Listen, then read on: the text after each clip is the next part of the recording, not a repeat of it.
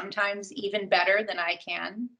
I've learned that I can receive gratitude and not feel like I need to immediately reciprocate. Now, none of these lessons have been easy for me to accept because I have always been fiercely independent. Not my words. They've been thrown at me many times over the years, but I'll take it. The truth is, though, we all know that these kinds of words are really code words that suggest someone who may be challenging to deal with. And when it's applied to a female, it carries all sorts of social implications now, doesn't it? When we hear that a woman is fiercely independent, sometimes we roll our eyes and go, oh boy, we're half impressed and we're half unimpressed. It can imply a woman who is difficult to deal with, probably overbearing, slightly cocky, probably rude, possibly intimidating. And I've been called all of those words. There's a bumper sticker that I love that I wish someone had passed on to me when I was young. It says, well behaved women rarely make history. Like I said, I wish someone had passed that along when I was young, but not necessarily in childhood, not as a child, mind you, because that wouldn't have made sense to me then. When I was a child, I was awfully busy being the sister boss to my three younger sisters, who were all several years younger than me. I was in charge. They happily obeyed. Some of them might be here today and they're probably shaking their heads, but it's true. I participated in caring for my sisters from a very young age. When you're given that level of responsibility, you learn to make decisions without consulting anyone. When your parents have three babies close together and you're a lot older, you have to make decisions on their own because they're busy. There isn't always someone available. But I can't blame my sisters for my penchants for being fiercely independent because, interestingly, long before my sisters were born, I've been told that my very first phrase was, I can do it all by myself. I was busy being the sister boss, but I was also being very busy being poorly behaved. Ask the principal at my junior high school in northeastern Pennsylvania. He couldn't stand the fact that I was getting straight A's while at the same time being disruptive, argumentative, and outspoken all day. He wanted to put me into a box, that tidy, well-defined social construct that states that the bad kids were also the dumbest, from the worst families, and with a bleak future. But I was none of those. He was the one who carried my desk to the back of the room, slammed it facing backward into the wall, and declared to everyone that I would spend the entire school year there, forbidden to speak or turn around. He was the same guy who decided I needed a good public paddling. Yep, with a real heavy wooden paddle. Could do that back then. I don't even remember why exactly all of that happened, but I do remember being reminded by everyone around me that I was too much, too loud, too disruptive, too opinionated. Now, to most people, that probably sounds humiliating, but curiously, I have no recollection of being at all embarrassed, ashamed, or remorseful. And I suppose I should have been, but I wasn't. But I also wasn't particularly angry. I just didn't care all that much about what other people thought of me. That's one oddity that I still wrestle with. And I don't really recall ever being concerned about what other people thought about me. Anytime I was rejected or scolded or told to do whatever, I just pivoted and did something else. And I didn't do it to be difficult. It just kind of bounced off me. Now, this is different from feeling remorse when I hurt someone or behaved badly. I always felt sad and ashamed of myself. It's just that it didn't burden me long term. And when I look back, I admit that as a child, that probably looked like I hadn't learned my lesson. And I think back and realize how much that would have driven some of my disciplinarians a little crazy. My family and I moved away from Pennsylvania and into rural upstate New York, and I started high school. I wasn't greeted by the popular, or I was greeted by the popular girl squad right away. And that was pretty cool. But I hadn't been there even a week when they called me over in the hallway and excitedly whispered and started pointing down the row of lockers. And I heard, "That's Amy's boyfriend, Eric. Isn't he gorgeous?" I looked over and saw the guy in question. He was blonde, he was blue eyed, totally knew that the girl squad was whispering about him. And I sealed my fate for the next 4 years of high school in that moment when I responded honestly. He's cute, but I wouldn't say he's gorgeous. That was the wrong answer. I was supposed to agree with the squad. I was apparently not supposed to have my own opinion, but I hadn't gotten that memo. And so once word got around that I had fallen out of the good graces of the mean girls, I remember deciding that I would embrace my new social status and create an outward persona that fit my inward persona. I shaved one side of my head. I looked very cool. I got a job at a vintage clothing store and worked for clothing credit instead of money. I had the coolest, but probably the weirdest wardrobe. Nobody asked me to the prom. I ended up going to the prom at another school with their French exchange student. That was fun. And it was also the gateway to my interest in global cultures and ultimately in one of the most extraordinary experiences of my life. After graduating from high school, I became an exchange student and went to Japan for a year. My experience as an exchange student in Japan was my first opportunity ever to take my rather unbridled personality that had gotten me into so much trouble for so many years and turn it into a strength. I was the only non-Asian student in a school of 1,000 students. To say the least, I was very popular and put on a pedestal, assumed to be straight out of Beverly Hills 90210. Everybody wanted to be my friend. I got the chance to perform. I learned to speak in public regularly. I learned a new language. I lived with host families. And there were countless numbers of times where my inability to be embarrassed served me well. It was there where I learned to truly laugh at myself, advocate for myself, and maneuver through an entirely different culture with social expectations and pressures that I had never experienced before. But I was the exchange student, so none of that really applied to me. Instead, I spent a year being a rock star in this little community in Japan, and I loved every minute of it. Then I got back home and headed to college. And that was the time in my life that was the turning point where I began to enter adulthood and all that comes along with it: responsibility, self management, self control, accountability, all of that stuff. There's nothing special about it. We all go through it.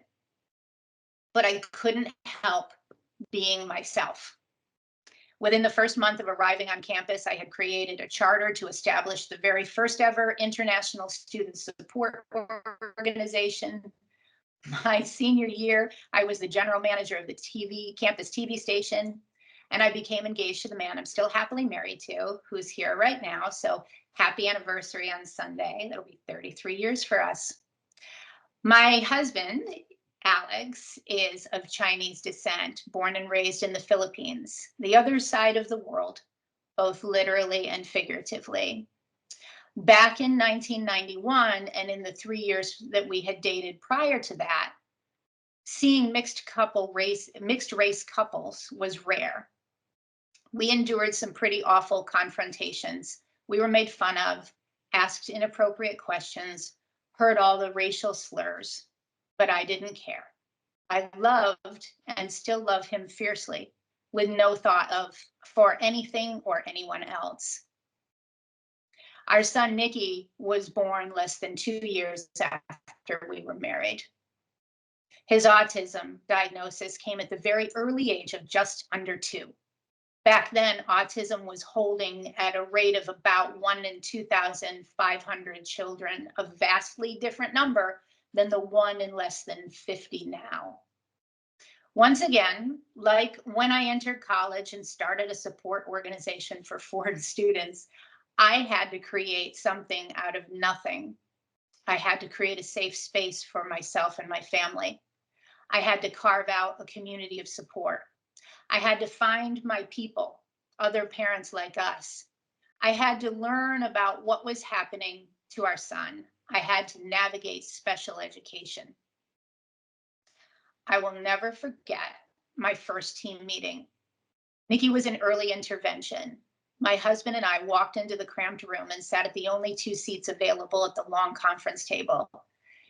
In my memory, it felt like there were a dozen other people at the table, all clinicians and educators and administrators. There's probably a few less, but that's how it felt. Within 20 minutes, they had all gone all the way around the table in rapid succession, reading their findings and their analyses of Nicky and the reports they had written in disinterested, droning voices. After that, we were handed a single page with a signature line, and I had to sign it. Everyone began to leave, and I hadn't had the chance to say a word, nor had I been invited to say the word, so I blurted out, "We give him a lot of love at home." And nobody responded. Nobody even seemed to care. If I had to point to a moment that I had one of my life's biggest epiphanies, it was that moment. I was so humiliated. I had zero control over anything. I wanted to scream. I felt alone. I felt like a failure. I felt like I had failed my son. I was so angry at myself. This wasn't like me. I walk into a room and I take over wherever I go. I make things happen. I am always in charge. And it was that moment where I had one of those flashbacks, like they describe in the movies, where your life kind of flashes before your eyes. And I realized this is why God gave me the personality I have. This is why I am too much. Cheryl, the behavior problem, the performer, the loudmouth big sister, the organizer, the social rule bender, the defiant student. All of that was the runway for this next journey. It has all been to prepare me to be the mom that this baby boy needs, a mom who is a fighter, who has all the love and zero fucks to give. That epiphany I had back at that first team meeting for Nicky has carried me all these years since the earliest team meeting. I think about it all the time. It strengthens me. So does my faith in God. My belief that I'm on the path intended for me helps me feel exactly the way, like I'm exactly the way I'm supposed to be, that I'm doing what I'm supposed to be doing. As a young girl, I couldn't possibly have known that my personality that so many had tried to subdue was someday going to make me a leader. Sorry, I gotta take a sip of water. But for all of that picture that I've painted for you of a born badass, as a child, and sometimes even now, I struggle with self-confidence. Hearing from the adults in my life that I needed to be less of everything.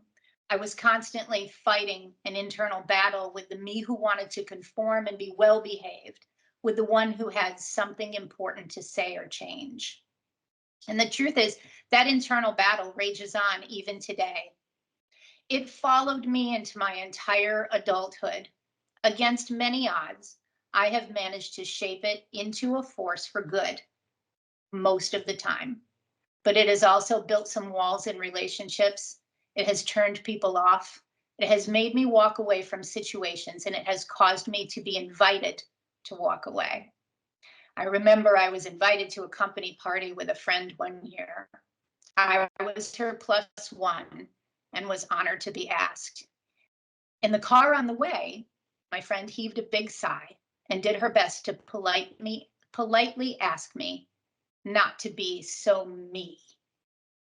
She didn't need to explain. I knew exactly what she meant.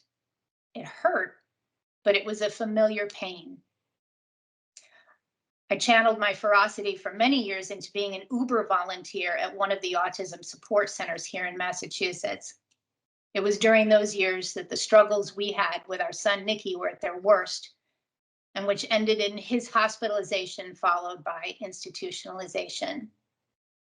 I was often asked to speak to parents whose children were new to the center until one day I was told that would no longer happen because I was scaring people. I was once again too much.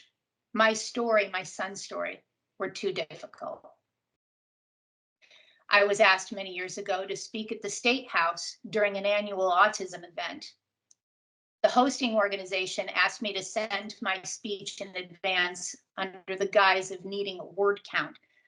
My suspicion that they just wanted to screen me, as my reputation had preceded me, was right on the nose. I got a call telling me there was no way I was going to be allowed to use that speech. I had to rewrite a gentler version that was less agitating to the legislators so that they weren't offended. I rewrote it, got approval, and then at the end, when I was at the podium, I improvised the final line. And that last line prompted a 2-minute standing ovation and an apology from the director. That was during the years that the fight for Nicky's law was going on. That long 6-year battle felt more like 60 years to all of us. I was asked to be the face of the campaign because I was Nicky's mom. I had to tell the story of his abuse over and over again. And people to this day have asked me many times how I could do it without breaking down every time. My response was always to say that I didn't. I broke down privately. But the truth is, I know it's because I am who I am, that I had a lifetime of practicing for the strength that I needed to keep telling those stories. Sometimes my over-the-top personality can be a force for good. Sometimes my ability to avoid internalizing and holding on to too much emotion has been a source of personal strength and resilience. And while, like I said, it has made me walk away or be asked to leave the rooms sometimes, it has also made me walk towards situations many would run from. We're coming up on the 10th anniversary of the day the world lost Andrew. Andrew was Nicky's age and Nicky's on-again, off-again roommate at the residential program for severely behavioral children with disabilities, where Nicky spent 5 years. It had already been years since Nicky had left there, and I hadn't thought of Andrew in a long time. I got a call from a former staff person I hadn't spoke to in several years late one night, telling me Andrew was in the ICU at UMass in Worcester, and that he was alone, having been taken to the ER and dropped off by group home staff. The circumstances of his head injury are still a mystery, but 4 days after being admitted, Andrew took his last breath as I held his hands and sang him one of his favorite Journey songs. It was just Andrew and me. A short time later, I drove home, but a friend who I had been texting with updates on Andrew insisted that I meet her for a drink, certain that I shouldn't be alone. I was so much at peace, it was disconcerting to my friend. It was almost like I was consoling her instead of consoling me. By the way, it was 3 years later that, alone in my living room, a wave of grief washed over me and I cried for Andrew for nearly 2 hours. But now I am an aging, wise woman. I have had 55 years of experience that have made me who I am. I did a quick Google search in writing this and found something that expresses the wisdom of recognizing how our experiences have shaped us. It says, past experiences are the things that have made up our life up until this point. They are positive and negative events They are both one-offs and the things we do day in and day out that become ingrained in us. They are of vital importance to our happiness and well-being. We need to understand them and how they impact what we do now in the present in order to live a happy and fulfilled life. As an aging woman, be careful with that. I encourage everyone to take their own journey of self-reflection and learn from their personal experiences. But we cannot forget about the collective experiences we have as members of society. The experiences that may not appear within our personal consciences because they're so ingrained within our culture that they often go unspoken and unrecognized. One of the things that I keep talking about today is the struggle that I live with about being too much. Now that I look at that bumper sticker that says well-behaved women rarely make history, I ask myself, who decided the definition of well-behaved? Women have been defined in the context of a male-dominated culture for as long as history. I am not going to go on a man-bashing rant, I promise, although the little part of me struggles to, I won't. Expectations of behavior, though, have been based on women being subservient to men. Therefore, any woman who has a personality like mine is often labeled as poorly behaved because, in my typically unsolicited opinion that I offer up, it's threatening. It's threatening to people in charge, often men, and it's threatening to the norms that pervade our societal structure. I just talked about a woman who has a personality like mine is often labeled as poorly behaved. And that pretty much just triggered myself because I used the term labeled. See, labeling is something that is used a lot in the vernacular among the disability community. It is a practice that causes a lot of dissension and argument within the community because there are those who believe labeling is harmful and devalues individuals. And then there are those who believe it to be necessary to provide explanation and promote understanding within the larger society. And also, as an aside, to get the services in this system-centered world that we live in. I understand both sides of the arguments. I believe it to be unfortunate all around because it's still something we do for the sake of making non-disabled people more comfortable with no benefit for those living with neurodiversity or disability. But I digress. That's a workshop for another time. The idea is the same when I think about labeling women. We use labels in every conversation. When a woman is introduced or described, it is always accompanied by a string of labels: confident, forceful, beautiful, fierce, unstoppable. The dreaded superwoman, hate that. Warrior woman, I hate that one too. And on and on. We've all heard them, we all know what they are. Some of them are basically complimentary, some are passive aggressive, and some are entirely aggressive. Like I said earlier, a lot of them are code words that are intended to label a woman and give others a hint that they are stronger than they should be, according to societal expectations. Do we introduce men with all of these labels? Not typically.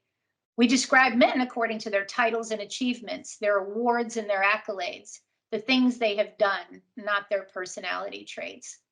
When a woman is introduced or described with labels, they feel sometimes more like warning labels for everyone else. Here comes a woman whose behavior may be offensive. As a public speaker, I am constantly introduced by others, which means before I walk in the room or open up on Zoom, I have been described. George, you did a beautiful job today. Thank you. All of the words we have been laid down like a carpet to direct my path towards my audience. When I'm having personal or less formal conversations, I am introduced or described with other words. And I've heard everything from badass bitch to brutal to don't mess with her to she scares me. And depending on how I'm feeling in the moment, I pump my fist or I roll my eyes. I feel a swell of pride or a spark of irritation. I think of that bumper sticker that says, well-behaved women rarely make history. And I console myself with other quotes. This is one of my favorites. I'm not intimidating. You're intimidated. There's a difference. I'm not mean nor aggressive. I am honest and assertive, and that makes you uncomfortable. And it's not me that makes you uncomfortable. My presence challenges your comfort. I will not be less for you to feel better about yourself. That sounds a little aggressive, but too bad. As I said earlier, I was asked here to be part of the celebration of women this month. I was asked to talk about myself. I do public speaking all the time, but I never talk about myself to the extent that I have today. And that internal struggle has pervaded my thoughts the entire time I've been writing and preparing this speech. Am I being too boastful? Am I being too much? Even right now, there's a voice in the back of my head trying to make me feel ashamed of some of what I've said today. But I don't care. And you've probably figured that out by now. So I've decided that I want to dedicate this presentation to the poorly behaved little girls, some of whom might be big girls now, who speak out of turn, who are loud and opinionated, who don't like to sit still, who try to control the whole room, who crack jokes when it's quiet, who sings at the top of her lungs while she does her chores, who is sent to the corner of the room and holds still while she is paddled, only to stomp back to the corner without seeming to feel it. She is preparing for the fight of her life. She is practicing what she needs when her child is ill, when communities need to be built, when people who are hurting need a champion. She will love fiercely. She will bring people together. She doesn't know it yet, but she will change lives and she will make history. Thank you.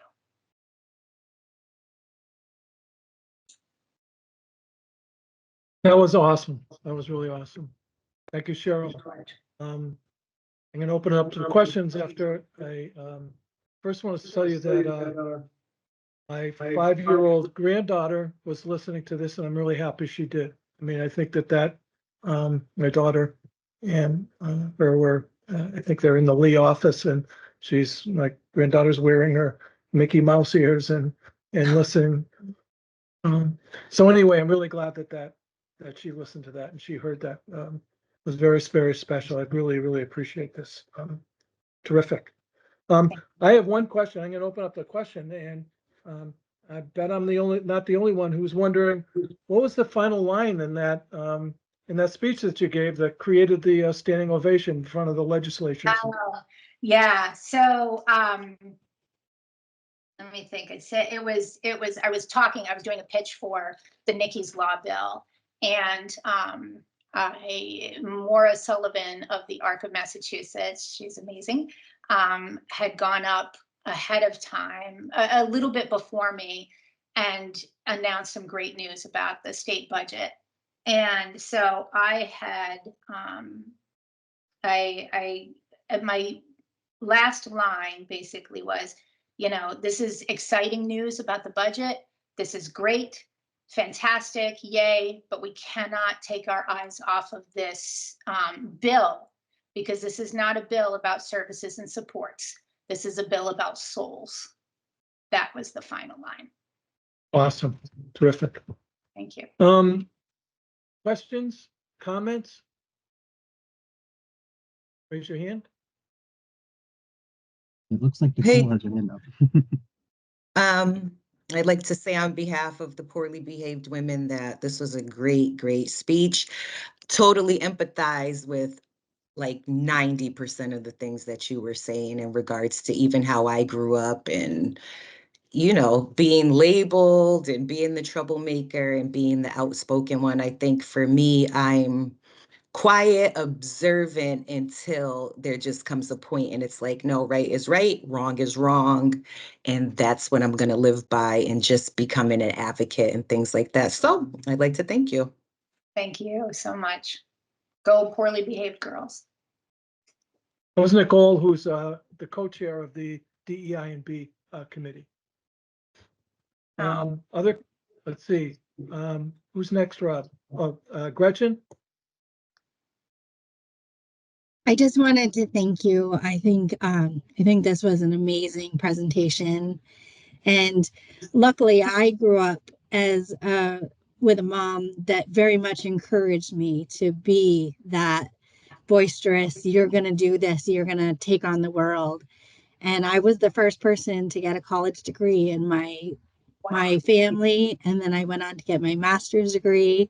I grew up on welfare, and it prepared me very much. My daughter has been diagnosed with bipolar. She's graduating from pharmacy school, and there's been a lot of battles and a lot of, protecting and advocating and supporting. And, I think your message is amazing and wonderful and relatable.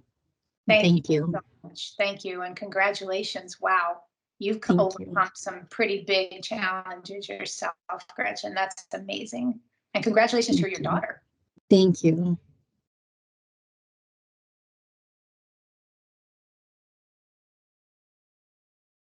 Other hands? I have mine up. Oh. Hi, Janelle. Is that Janelle? Hi. Yes, it's me. Hi. Thank you so much, Cheryl. This was incredible, and I was really, really moved by everything you said. And I'm curious, with all of the experience that you have, both personally and professionally, for poorly behaved women and girls, it feels as though in conversations that I'm having a lot personally with women in my life, that were in a certain moment right now historically, and I know that there has been a lot of kind of realizations, I guess you would call them, over the last 8 years, and kind of this like reckoning around treatment of women and women standing up for themselves and all these other things. And I'm just curious, like from a perspective of having kind of lived through and been in these different positions over the past, many years, like what is your perspective about kind of where we are right now historically in this moment, and what are you kind of feeling in terms of that as this moment we're in, compared to maybe when you were younger or what you saw kind of growing up? Well, I think we're on the precipice of huge change, a wave of change, and I'm really excited about it. I'm a little bummed. I have a little bit of FOMO already because I don't know that I'm going to live long enough to see it come to what I, envision as the full beauty of women in leadership in every aspect of our society and culture. But I love where we're going with it. I also, Alex and I also have a daughter who's 25, and she is out on her own now. She's not living in New England right now. She is making her new life in her new way. And she is an extraordinary person. And now here I go labeling, but she's a woman who is doing great things. And,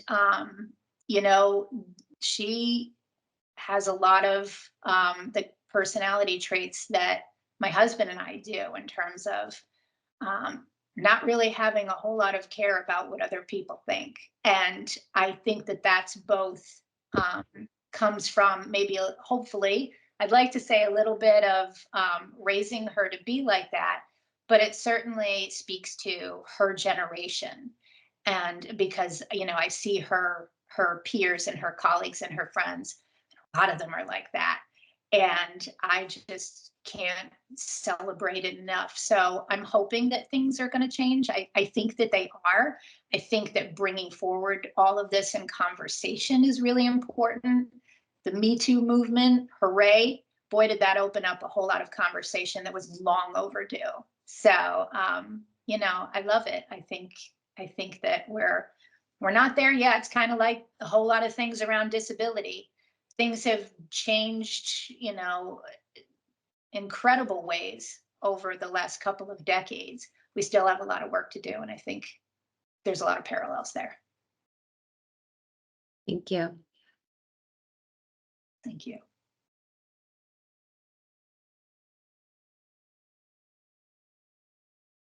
I don't know if my daughter's still here. She was. Can't tell. Other hands, comments?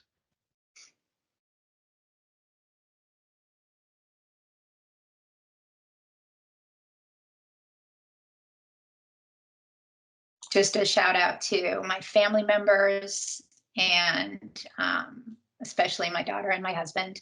And I see a whole lot of dear friends here who came on, and I know that a few people texted me and said, I can't wait, I'll be there. So thank you to all of my inner circle who is here as well. And I saw Jill. Great. Jill Gallagher.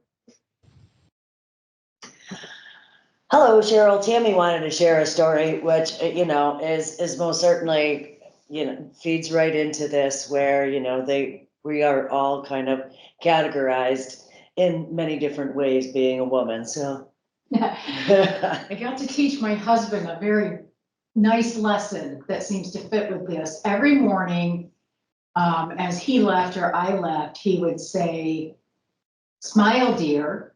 You're pretty when you smile. Don't forget to smile. You're beautiful when you smile." And couldn't understand why I did not like that. And why do you get so mad when I say that to you? And I had to finally sit him down and say, listen, you're pretty when you smile.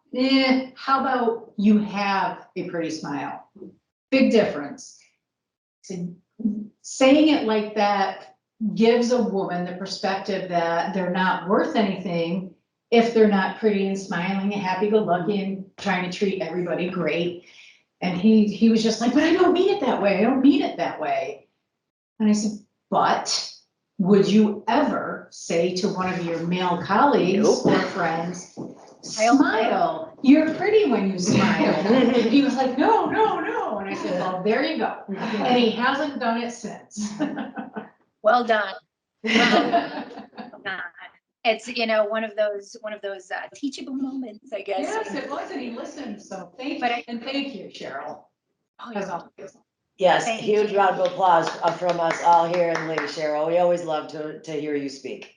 So thank you so much, you guys. I really appreciate it. And, teachable, I think in defense of the husband, who I hear you're also defending, so it's not about that, but, we all have a learning curve about these things, and we're all struggling up against a whole history of, that kind of thing, the keep sweet message, and that's okay, because I do think your husband meant all of, everything with love, and not because he's here, but because it's true. I have the best husband in the world, and he doesn't try to stop me. He doesn't try to slow me down or quiet me. He's proud of everything that I do, I think. He's the best. So we're all lucky to have guys like that in our lives. He's also old, well, I wasn't gonna say older than you, and yeah, we all need reminding, the things that we say, that yeah, true, there's no bad intention in that, but it continues to foster, this I don't know, lack of better term, division, I guess, or I don't know. But yeah, that's good reminder. All right, round of applause for Alex Chan. Yeah, thank you, babe. You're the best.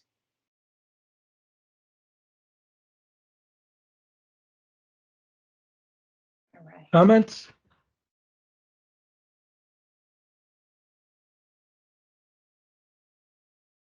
Okay, Cheryl. Well, once again, your presence at Nonotuck has been great, and appreciate it. I couldn't think of anybody else. We were sitting around in a committee meeting, thinking. I said, well, I got somebody I think that would be exceptional, and I'll talk with her. And it's been great. It's been wonderful. we do I just put a plug in for the committee, the DEI and B committee, is that every month, pretty much every month, we get a panel or we get a guest speaker to talk about, the subject that we're sort of identifying with that particular month. And it was really great to have you here. You could carry a couple of our months and a couple of things that we sort of highlight. So very much appreciated. And All you got to your do. connection, your It'll always- connection to Nonotuck is great. Yes. Thank Well, like I said, George, it'll always be yes to you. And that's because you and Nonotuck and everyone there is so near and dear to my heart. And your support and love for Nicky is palpable. And as long as you're around, Nonotuck, we're going to be around. So thank you, thank you, thank you. It's a Great. pleasure and an honor. Great. Thank you. Thank you. Thanks everyone for attending. Thank Take care. you. Have a great day. Thank you, Nonotuck. Thank you. Okay. Thank Thanks, Alex, for attending. Thank you. Thanks, Cheryl. Thank you, Janet.